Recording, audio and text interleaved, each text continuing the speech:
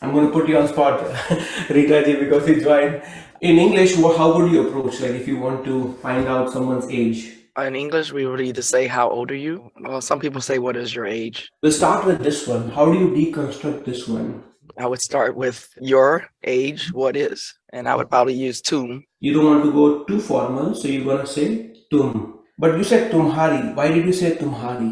Age is feminine. So because age is feminine, you are saying tumhari. What in Hindi is interrogative, that is? Yeah. And then? And hey. Tumhari age kya hai?